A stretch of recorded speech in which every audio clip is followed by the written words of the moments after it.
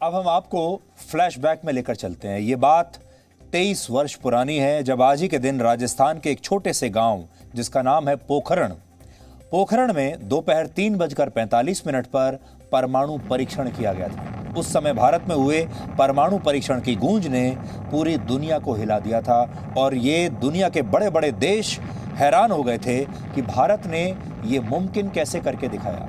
तब पश्चिमी देशों ने भारत के इस कदम को दुस्साहस बताया था। इसके बाद अमेरिका ने भारत पर कड़े प्रतिबंध लगा दिए थे और यूरोप ने भी परमाणु परीक्षण के लिए भारत की आलोचना की थी।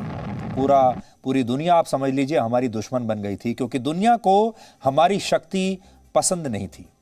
लेकिन भारत ने इन सभी आलोचनाओं को किनारे रखते हुए 13 मई को फिर से पोखरण में 2 और परमाणु परीक्षण किए और इस तरह 11 मई से 13 मई के बीच कुल 5 परमाणु परीक्षण पोखरण की धरती पर किए गए और भारत दुनिया का छठा न्यूक्लियर पावर वाला देश बन गया, जो कि हमारे लिए बहुत गर्व की बात थी, फख्र की बात थी। आज भी हमें इस बात का बहुत गर्व है।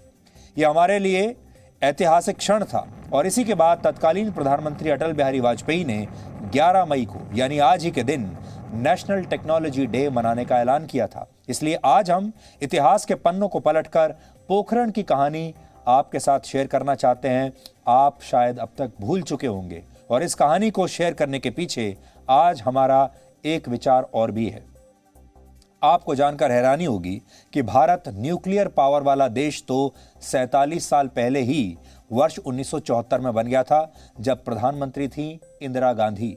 लेकिन इस शक्ति को अर्जित करने के बाद भी वो कभी पश्चिमी देशों के एलीट ग्रुप में शामिल नहीं हो पाया। हमारा देश आज भी परमाणु शक्ति के शांतिपूर्ण इस्तेमाल के लिए संघर्ष कर रहा है। भारत को अब तक न्यूक्लियर सप्लायर्स ग्रुप में शामिल नहीं किया गया है और कूटनीति का खेल देखिए कि परमाणु बम बनाना तो आसान है, लेकिन परमाणु शक्ति का इस्तेमाल विकास और शांतिपूर्ण कामों के लिए करना आज भी मुश्किल है। यही राजनीति है अंतर्राष्ट्रीय स्तर की और बड़े बड़े देशों की। दुनिया के बड़े बड़े शक्तिशाली देशों ने भारत को हमेशा कम करके आंका है। इन देशों को लगता है कि भारत हमेशा उन पर ही आश्रित रहे। वो चाहते हैं कि भारत अपनी सुरक्षा के लिए हथियार भी उनसे खरीदे, दवाइयां और वैक्सीन भी उनसे खरीदे, अपने लोगों का पेट भरने के लिए लोन लेने के लिए भी उन्हीं के यहीं लाइन में खड़ा रहे कि हमें पैसा दे दो। और अब तो वो ये चाहते हैं कि खबरों के लिए भी हमारे देश के लोग पश्चिमी देशों के न्यूज़ चैनल्स पर ही निर्भर हो जाएं, वहीं के अखबार पढ़ें, वहीं की मैगजीन पढ़ें, वहीं के न्यूज़ चैनल्स देखें। और इसके लिए वो बहुत कोशिश कर भी रहे हैं और बहुत भारत की बदनामी करने की कोशिश भी करते हैं, क्योंकि ये सारे शक्तिशाली देश आर्थिक रूप से संपन्न देश हैं। पैसा बहुत है इनके पास, संसाधन बहुत है इनके पास। भारत को लेकर पश्चिमी देशों का नजरिया हमेशा से ही रहा है कि हम हर चीज के लिए उनके सामने हाथ फैलाएं, हर वो चीज जो हमारे लिए जरूरी है और जिन पर इन देशों का प्रभुत्व है। और आज भी ऐसा ही हो रहा है, पहले भी ऐसा ही होता आया था। इसलिए भारत जैसे जैसे शक्तिशाली हो रहा है, पहले में और अब में फर्क ये है, अगर आज से कुछ वर्ष पुरानी बात होती तो आज हम कोरोना वायरस की वैक्सीन भी नहीं बना पाते और पूरी तरह से विदेशों पर आश्रित होते। लेकिन आज बड़ी बात यह है कि हमने खुद ने अपनी कोरोना वायरस की वैक्सीन विकसित की है। आज हमारे देश में कोविशील्ड बन रही है और हमारा देश बहुत महत्वपूर्ण रोल निभा रहा है कोरोना वैक्सीन को लेकर। लेकिन पोखरण की ये कहानी हमें बताती है कि भारत कभी भी इन देशों के नजरियों से बंधा नहीं रहा। हम हमेशा से आत्मनिर्भर होना चाहते थे, शक्तिशाली होना चाहते थे। इसे आप इन तस्वीरों से समझिए। ये तस्वीरें उस समय की हैं जब पोखरण में परमाणु परीक्षण के लिए वाजपेयी सरकार ने गुप्त और बहुत ही कुशल रणनीति तैयार की थी और परमाणु परीक्षण की जिम्मेदारी डिपार्टमेंट ऑफ एटॉमिक एनर्जी के पूर्व अध्यक्ष आर चिदम्बरम, डीआरडीओ के निदेशक और पूर्व राष्ट्रपति डॉक्टर एपीजे अब्दुल कलाम और न्यूक्लियर साइंटिस्ट अनिल काकोडर को सौंपी गई थी। भारत को इससे पहले वर्ष 1995 में परमाणु परीक्षण कार्यक्रम के लिए रोका जा चुका था, लेकिन तब अमेरिका को इसकी सूचना मिल गई थी। इसीलिए 1998 में इसे लेकर अलग रणनीति अपनाई गई। तय हुआ कि सभी वैज्ञानिक और इंजीनियर परीक्षण वाले स्थान पर सेना की वर्दी में ही जाएंगे। दिलचस्प बात यह है कि उस समय जिन वैज्ञानिकों का वजन ज्यादा था या जो काफी अनफिट थे या उम्र दराज दिखते थे, उन्हें वहां नहीं भेजा जाता था क्योंकि वो नजर में आ सकते थे। और अमेरिका उस समय सैटेलाइट के जरिए हम पर कड़ी निगरानी रखे हुए था और जरा सी भी गतिविधि वहां पर अगर होती तो अमेरिका के सैटेलाइट्स इसे पकड़ लेते। ऐसा इसलिए किया गया ताकि वैज्ञानिकों को जवानों के बीच आसानी से पहचाना ना जा सके और इसका असर परमाणु कार्यक्रम पर ना पड़े। इस दौरान जब आर चिदम्बरम, डॉक्टर कलाम और दूसरे बड़े न्यूक्लियर साइंटिस्ट पोखरण जाते थे तो उन्हें भी सेना की वर्दी ही पहननी होती थी और वो बंकरों में रहकर इस योजना पर काम करते थे। इसी तरह अमेरिका की खुफिया एजेंसी CIA के सैटेलाइट से बचने के लिए तब वैज्ञानिकों ने एक बहुत अद्भुत रणनीति बनाई।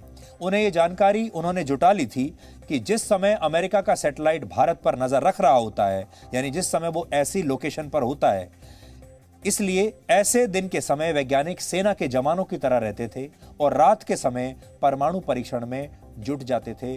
और खास तौर पर ऐसे समय में ये सब प्लानिंग होती थी कि सैटेलाइट उन्हें पकड़ ना सके।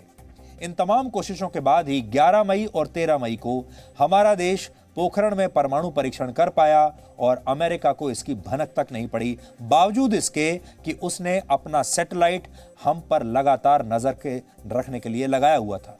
यहां एक दिलचस्प जानकारी यह है कि जिस तरह से आज पश्चिमी देशों का मीडिया भारत के अस्पतालों और जलती चिताओं की रिपोर्टिंग बढ़ चढ़कर कर रहा है, उस समय भी पश्चिमी देशों का यही मीडिया दिल्ली की सड़कों पर घूम रहा था। तब उन्हें ऐसे लोगों की तलाश थी जो इस परमाणु परीक्षण के विरोध में सड़कों पर विरोध प्रदर्शन कर सकें, अपनी ही सरकार की आलोचना कर सकें, अपनी ही सरकार के खिलाफ नारेबाजी कर सकें। लेकिन तब पश्चिमी मीडिया को इसमें कामयाबी नहीं मिली थी।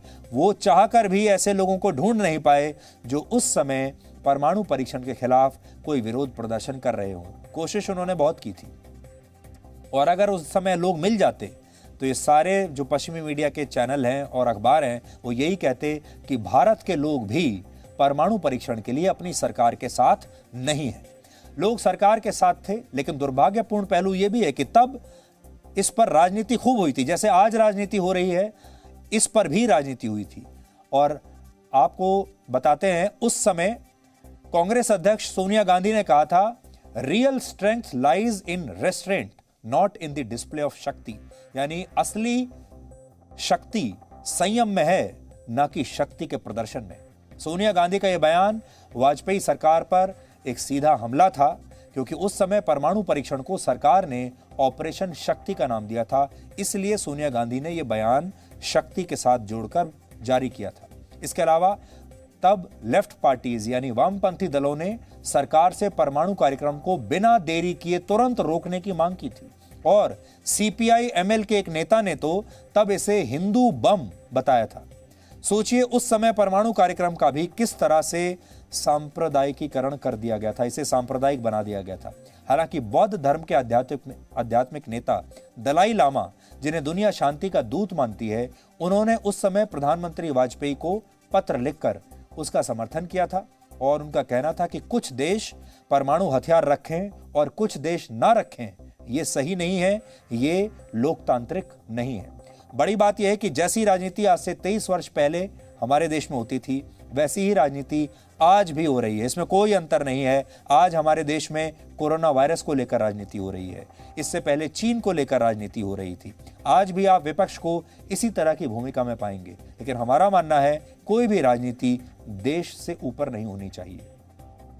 सबसे महत्वपूर्ण बात यह कि आपको पोखरण की ये कहानी कभी नहीं भूलनी चाहिए, क्योंकि ये कहानी हमें याद दिलाती है कि पश्चिमी देश भारत को किस रूप में देखते हैं। इसलिए 23 साल पुराने इन ऐतिहासिक पलों को हमने अपनी एक रिपोर्ट में आपके लिए आज जोड़ने की कोशिश की है।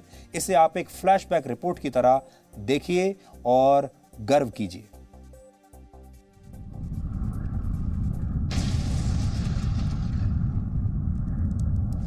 इस धमाके की गूंज ने दुनिया में भारत की ताकत को 4 गुना बढ़ा दिया था। इस धमाके की शक्ति देखकर अमेरिका भी चौंक गया था, क्योंकि ये धमाका हिरोशिमा के गिराए गए परमाणु बम से 4 गुना ज्यादा शक्तिशाली था।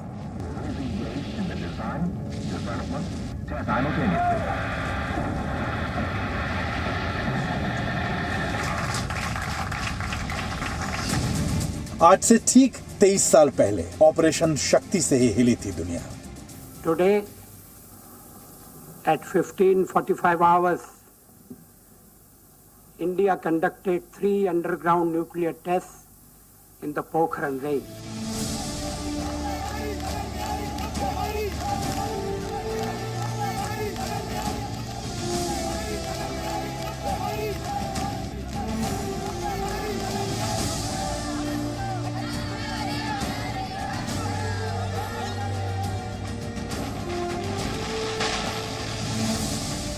I warmly congratulate the scientists and engineers who have carried out these successful tests.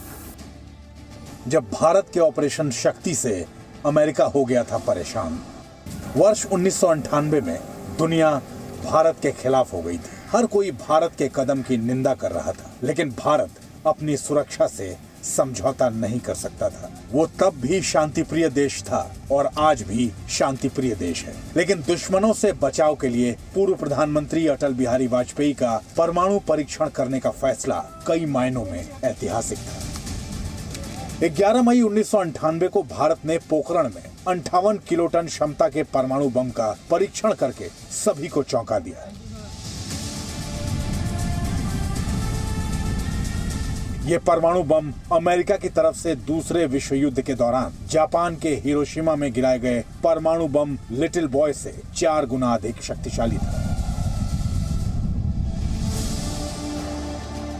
और इसकी कमान संभाली थी भारत के मिसाइल मैन के नाम से मशहूर पूर्व राष्ट्रपति और वैज्ञानिक डॉक्टर APJ अब्दुल कलाम ने। उनकी और उनकी टीम की मेहनत की बदौलत भारत एटमी ताकत से लैस शक्तिमान देश बन गया और डॉक्टर कलाम मिसाइल मैन के साथ साथ देश के नंबर 1 न्यूक्लियर साइंटिस्ट भी साबित हो गए।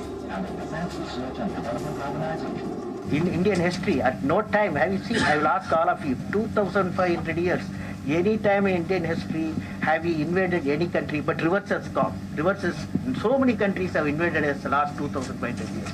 So our work, whatever we are doing for self, that is our national security. Nuclear test से पहले भारत और पाकिस्तान के बीच तनाव भरा माहौल था। 6 अप्रैल के दिन पाकिस्तान ने अपनी 1500 किलोमीटर रेंज वाली गौरी मिसाइल का परीक्षण किया था। इस दौरान दोनों देशों के बीच सीज फायर का उल्लंघन भी हो रहा था, लेकिन जब थार के रेगिस्तान में धमाका हुआ तो पूरी दुनिया भौचक्की रह गई। पाकिस्तान और चीन के मानो कंठ सूख गए। बौखलाए अमेरिका ने भारत पर दनादन पाबंदियां लगा दी, लेकिन बावजूद इसके विचलित हुए बिना अटल सरकार अटल बनी रही। India conducted 3 underground nuclear tests. हालांकि खुद अपने ही देश में उन्हें विरोध का सामना करना पड़ा। ये आश्चर्य है कि परमाणु परीक्षण की भी आलोचना की गई। पूछा गया देश के सामने कौन सा खतरा था। मैं 1974 में सदन में था जब श्रीमती इंदिरा गांधी के नेतृत्व में परमाणु परीक्षण किया गया था। हमने उसका स्वागत किया था, प्रतिपक्ष में थे फिर भी स्वागत किया था, क्योंकि देश की रक्षा के लिए वो किया गया था। उस समय कौन सा खतरा था? क्या आत्मरक्षा की तैयारी तभी होगी जब खतरा होगा? अगर तैयारी पहले से हो तो जो खतरा अगर आने वाला है तो खतरा भी दूर हो जाएगा। खतरा अमल में नहीं आएगा।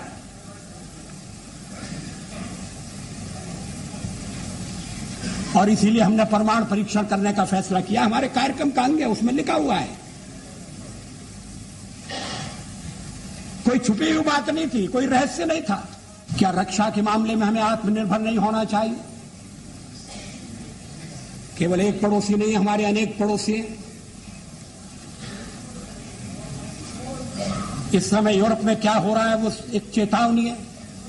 एक तरफ संसद में विरोधियों को सभ्य भाषा में जवाब देकर अटल बिहारी वाजपेयी ने पूरी दुनिया में एक कड़ा संदेश देने की कोशिश की थी, तो दूसरी तरफ भारत के परमाणु वैज्ञानिकों ने 24 साल के बाद एक बार फिर पोखरण की रेतीली जमीन पर परमाणु विस्फोट करके दुनिया की महाशक्तियों को ये एहसास करा दिया था कि वो अपनी परमाणु संपन्नता पर ज्यादा ना इतराएं, क्योंकि परमाणु परीक्षण करने की ताकत भारत भी रखता है।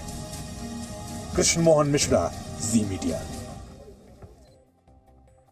तो पश्चिमी देशों को बड़ा बुरा लगा था जब हमने परमाणु परीक्षण कर लिया था, और तब भारत के ऊपर बहुत सारे प्रतिबंध अंतर्राष्ट्रीय स्तर पर लगा दिए गए थे, क्योंकि जैसा हमने आपको बताया पश्चिमी देश शुरू से यही चाहते थे कि हम हर चीज़ पर उन्हीं के ऊपर आश्रित रहें, हथियार भी उनसे खरीदें, दवाइयाँ भी उनसे खरीदें, बैंक भी उन्हीं से लोन भी उन्हीं के बैंकों से लें। और जब भी हम अपना कोई सिस्टम विकसित करते थे, अपनी कोई टेक्नोलॉजी विकसित करते थे, तो उन्हें कभी भी अच्छा नहीं लगता था। और आज भी पश्चिमी देशों का हमारे लिए यही रवैया है। और जब भी भारत में कोई संकट आता है तो सबसे पहले उसे कवर करने के लिए पश्चिमी देशों का मीडिया आता है। अब पश्चिमी देश ये चाहते हैं कि खबरें देखने के लिए भी भारत के लोग पश्चिमी देशों के न्यूज़ चैनल्स देखें, उन्हीं के अखबार पढ़ें, उन्हीं की मैगजीन्स देखें, और हमारे देश में क्या चल रहा है इसे वो उनकी नजर से देखें, उनके मीडिया के जरिए। Presenting B News app available on Google Play and App Store. Download it now.